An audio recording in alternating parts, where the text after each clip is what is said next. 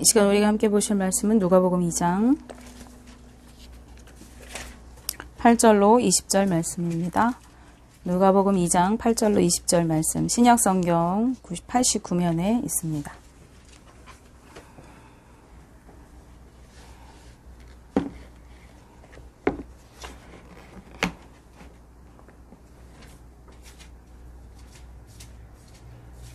네, 말씀 제가 봉독해 올립니다. 그 지역의 목자들이 밤에 밖에서 자기 양떼를 지키더니 주의 사자가 곁에 서고 주의 영광이 그들을 두루 비침해 크게 무서워하는지라. 전사가 이르되 무서워하지 말라. 보라, 내가 온 백성에게 미칠 큰 기쁨의 좋은 소식을 너희에게 전하노라. 오늘 다윗의 동네에 너희를 위하여 구주가 나셨으니 곧 그리스도 주시니라. 너희가 가서 강보에 쌓여 구유에 누워있는 아기를 보리니 이것이 너희에게 표적이니라 하더니 호련히 수많은 천군이 그 천사들과 함께 하나님을 찬송하여 이르되 지극히 높은 곳에서는 하나님께 영광이요 땅에서는 하나님이 기뻐하신 사람들 중에 평화로다 하니라. 천사들이 떠나 하늘로 올라가니 목자가 서로 말하되 이제 베들레헴으로 가서 주께서 우리에게 알리신 바 이 이루어진 일을 보자 하고 빨리 가서 마리아와 요셉과 구유에 누인 아기를 찾아서 보고 천사가 자기들에게 이 아기에 대하여 말한 것을 전하니 듣는 자가 다 목자들이 그들에게 말한 것들을 놀랍게 여기되 마리아는 이 모든 말을 마음에 새기어 생각하니라. 목자들은 자기들에게 이르던 바와 같이 듣고 본 그 모든 것으로 인하여 하나님께 영광을 돌리고 찬송하며 돌아가니라. 아멘. 사랑의 하나님, 감사합니다. 오늘도 주님을 찬양하고 예배할 수 있도록 우리에게 시간과 건강과 또 여건과 삶을 허락해 주시니 감사합니다. 이 시간 하나님의 말씀을 듣습니다. 말씀 가운데서 하나님의 음성을 듣는 귀한 시간 되게 하시고 한 말씀이라도 우리의 마음밭에 새겨지게 하셔서 그 말씀대로 순종하여 살아가는 거룩한 삶 살게 하시고 그를 통하여 하나님의 뜻이 이 땅에 이루어지는 복된 삶 되도록 축복하여 주옵소서. 예수님의 이름으로 기도합니다. 아멘. 네, 오늘 우리가 함께 나누실 말씀의 제목은 목자들의 찬양이라는 제목의 말씀입니다. 자, 우리는 대림절 셋째 주일을 지금 보내고 있습니다. 셋째 주간을 보내고 있는데 이제 성탄절이 곧 다가오는 시기가 되고 있습니다. 세상 사람들도 이 성탄절을 간절히 기다리는 것 같아요. 길거리를 지나다 보면은 교회보다 더 빨리 백화점이나 상점에 트리가 걸리고 또 캐롤이 울려 퍼집니다. 그러다가 죄송합니다. 네. 그러면서 저마다 성탄절을 기다리는 이유가 각각 다르게 가지고 있을 것인데요. 상인들은 대목을 한몫 보려고 패키지 상품을 내걸고 또 행사와 홍보를 하면서 성탄절을 기다립니다. 그런가 하면 연인들은 의미 있는 시간을 만들기 위해서 멋진 데이트를 꿈꾸면서 성탄절을 기다리기도 합니다. 그리고 귀여운 꼬마들은 선물을 기대하면서 성탄절을 기다리기도 합니다. 그러나 그런 사람들에게 성탄절의 참 의미는 찾아볼 수가 없습니다. 어느새 우리 주변에서 성탄절의 주인공은 산타클로스나 루돌프가 되어버렸어요. 그리고 그날은 그저 쉬는 공휴일 정도로 들떠있는 그런 날로 흘려보내는 그런 문화가 자리 잡고 있는 것 같습니다.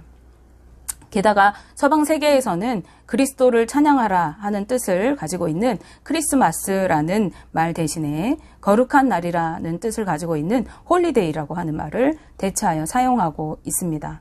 또 우리가 TV 매체에서 광고를 통해서도 이제는 메리 크리스마스라는 문구 대신에 해피 홀리데이라는 문구를 사용하는 그 빈도수가 증가하고 있는 것을 볼 수가 있습니다. 메리 크리스마스라는 말은 기쁨으로 구주를 찬양하라라는 뜻을 담고 있지만 해피 홀리데이라고 하는 말은 기쁘고 거룩한 날이라고 하는 뜻을 가지고 있습니다. 언뜻 보기에 이 둘은 별다른 차이가 없는 표현 같이 보이지만은 해피 홀리데이라고 하는 표현은 성탄의 의미를 퇴색시키는 표현이고 그날이 왜 거룩한 날인지에 대한 의미가 담겨 있지 않습니다. 그러나 우리 그리스도인들은 성탄절, 즉 크리스마스가 왜 기쁘고 즐거운 날인지 그 의미를 분명히 알고 성탄절을 기다려야 하겠습니다. 그것은 우리를 위해서 이 땅에 메시아, 즉 그리스도가 오신 날이기 때문에 그날이 기쁜 날이 되는 것입니다. 우리를 구원하시려고 예수님이 이 땅에 오신 날이기 때문인 것입니다. 오늘 우리가 읽은 본문에는 이 기쁜 소식을 들었던 사람들이 등장하고 있지요. 그들은 바로 목자들입니다. 네, 그들은 밖에서 밤에 자기 양떼를 지키고 있었어요. 당시 목자라고 하는 직업은 사람들로 하여금 천대를 받고 천이 여겨졌던 그런 힘든 직업이었습니다. 그들은 양떼를 방목하기 위해서 수일 혹은 수개월 동안 밖에서 양떼와 함께 먹고 자면서 지내야 했기 때문에 잘 씻지도 못하고 먹지도 못하였습니다. 아마 우리 주영이는 절대 할 수 없는 직업일 거예요. 그런가 하면은 사자나 곰 같은 맹수들이 양떼를 하지 않는지 수시로 살펴야 됐어요. 또 도적대가 양떼를 약탈해 가지 않는지 밤낮으로 지켜야 했던 그런 직업이었기 때문에 제대로 잠도 잘 수 없고 고되고 힘든 나날을 보내야 하는 그런 직업을 가지고 있었습니다. 이날도 다른 날과 같이 그들은 밤중에 밖에서 양떼를 지키고 있었어요. 아마 쪽잠을 자면서 이렇게 서로 번갈아 가면서 지키지 않았을까 생각해요. 그때 주의 영광이 그들을 둘러 비치고 주의 사자가 나타났습니다. 갑작스러운 천사의 등장은 그들로 하여금 크게 무서워하고 떨게 했다고 성경은 기록하고 있습니다. 천사는 그들을 안심시키면서 이렇게 말하고 있습니다. 누가복음 2장 10절 11절 말씀을 함께 보시면 천사가 이르되 무서워하지 말라. 보라 내가 온 백성에게 미칠 큰 기쁨의 좋은 소식을 너희에게 전하노라. 오늘 다윗의 동네에 너희를 위하여 구주가 나셨으니 곧 그리스도 주시니라. 아멘. 네, 바로 온 세상의 주인이시고 메시아이신 그리스도가 나셨다는 것입니다. 그리고 그것은 온 백성에게 큰 기쁨이 되는 좋은 소식이라고 하는 것입니다. 이것이 성탄절이 기쁜 이유입니다. 우리를 죄악과 절망의 삶에서 구원해 주실 그리스도가 이 땅에 오신 역사적인 날이기 때문에 기쁨으로 그리스도를 찬양해야 하는 날이 바로 성탄절인 것입니다. 천사가 이어서 얘기합니다. 너희가 가서 강보에 쌓여 구유에 뉘어 있는 아기를 보리니 이것이 너희에게 표적이니라. 무슨 말입니까?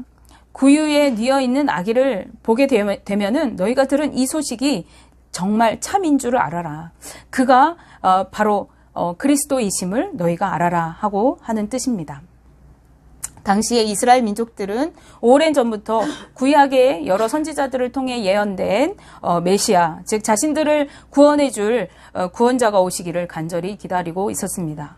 왜냐하면 이스라엘 민족들은 수많은 세월 동안 포로를 생활을 겪으면서 더욱더 그 메시아를 기다리는 마음이 간절해졌는데 이것을 우리는 메시아 대망사상이라고 한다고 했습니다. 그런데 그 메시아가 오셨다고 하는 것입니다. 이 소식을 이 밤에 다른 누구도 아닌 목자들에게 사람들에게 천하게 여김을 받는 직업을 가진 그들에게 전해진 것입니다. 목자들은 아마도 이것이 무슨 일인가 어안이 벙벙했을 것입니다. 그때 수많은 천군이 천사들과 함께 찬송하는 소리가 들려왔습니다. 지극히 높은 곳에서는 하나님께 영광이요 땅에서는 하나님이 기뻐하신 사람들 중에 평화로다. 아멘.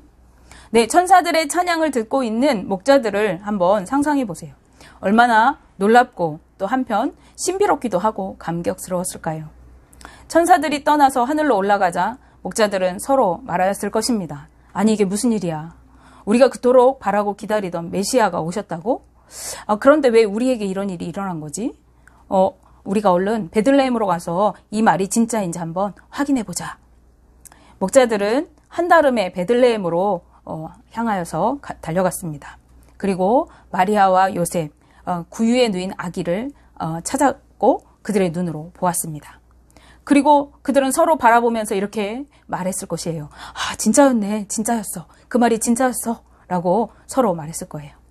이러한 그들의 모습을 지켜보던 요셉과 마리아, 그리고 그것에 있던 사람들은 그들이 왜 그랬는지, 무슨 일인지 궁금했을 것입니다. 그때 목자들은 사람들에게 천사들이 아기에 대해서 일러준 것을 모두 그들에게 전해주었습니다. 그 이야기를 듣는 사람들은 그것을 놀랍게 여겼다라고 성경은 말씀하고 있어요. 그러나 놀라지 않은 한 사람이 있었죠. 바로 마리아였습니다. 마리아는 이 말을 마음에 새기고 생각하였다라고 말씀은 기록하고 있습니다. 아마 마리아가 무엇을 생각했을까요? 이 아이는 정녕 자기 백성을 그들의 죄에서 구원할 자이구나. 이 아이는 구원자가 맞구나. 라고 그녀는 생각했을 거예요. 왜냐하면 마리아에게 이미 천사가 그 아이를 수태고지했을 때에 천사의 말을 마리아가 들은 것이 있잖아요. 그 말을 상기하면서 기억했을 것입니다. 그 밤에 목자들은 천사들이 전해준 말대로 이루어진 것을 모두 보고 또 찬송하면서 돌아갔다라고 성경은 기록하고 있죠. 누가복음 2장 20절 말씀입니다. 목자들은 자기들에게 이르던 바와 같이 듣고 본 그 모든 것으로 인하여 하나님께 영광을 돌리고 찬송하며 돌아가니라. 아멘. 네, 목자들은 이제 어디로 돌아갔을까요? 목자들은 이전에 있던 바로 자기들이 양을 지키던 일상의 자리로 그 들판으로 다시 돌아갔을 것입니다. 여전히 천대받는 그 자리, 불편하고 어렵고 그리고 피곤하고 힘든 그 자리로 돌아갔습니다. 그들의 상황과 환경은 메시아를 본 그 이전과 전혀 달라진 것이 없었습니다. 그러나 그들은 하나님께 영광을 돌리며 찬송하며 돌아갔다고 합니다. 아마 이후에 이 목자들의 삶은 어떠했을까요? 그들의 삶은 하나님을 찬송하는 삶을 살아갔을 것입니다. 그들은 여전히 양을 치고 있었을 것이지만은 양을 치다가도 그 밤에 자신들이 직접 귀로 들었던 천군 천사의 찬양 소리가 생생하게 기억났을 것입니다. 또 자신들이 눈으로 보았던 구유에 누이셨던 그 메시아, 예언된 메시아의 얼굴을 떠올렸을 것입니다. 그리고 그때마다 약속하신 대로 메시아를 보내주신 하나님께 영광을 돌리며 그들은 찬양했을 것입니다. 그들은 직접 주님의 영광을 보았기 때문에 찬양할 수 있는 삶을 살았던 것이죠. 이것이 성탄을 진정으로 누리는 자들의 모습입니다. 주님의 은혜를 경험한 이들은 그 영광을 찬양하는 삶을 살아가게 되는 것입니다. 그런데 왜 하필이면 메시아의 탄생, 즉 구원의 기쁜 소식이 이 목자들에게 전해졌을까요? 당시 이스라엘 백성에게는 메시아를 수많은 사람들이 기다리고 있었어요. 바리새인들, 서기관들, 수많은 말씀을 알고 있는 사람들도 메시아를 기다렸을 것입니다. 그리고 언제 주님이 오실까 연구하는 사람들도 있었을 것이에요. 그런데 왜 천사는 당시 천대받던 목자들에게 가장 먼저 그 소식을 전해주었던 것일까요? 그것은 그들이 뭔가 특별하다거나 선한 것이 있어서 그랬던 것이 아닙니다. 이것은 메시아 사역의 중요한 한 측면과 연결되어지는데요. 예수님의 사역은요, 탄생부터 가장 비천한 자리에서 시작되어집니다. 누가복음 2장 7절 말씀을 보시면 첫 아들을 낳아 강보로 싸서 구유에 뉘었으니 이는 여관에 있을 곳이 없음이로라 라고 기록하고 있어요. 여기서 말하는 말 구유는 우리 성도님들 잘 알고 계시듯이 동물의 여물통, 밥통을 말하는 것입니다. 그것은 더럽고 냄새나는 곳입니다.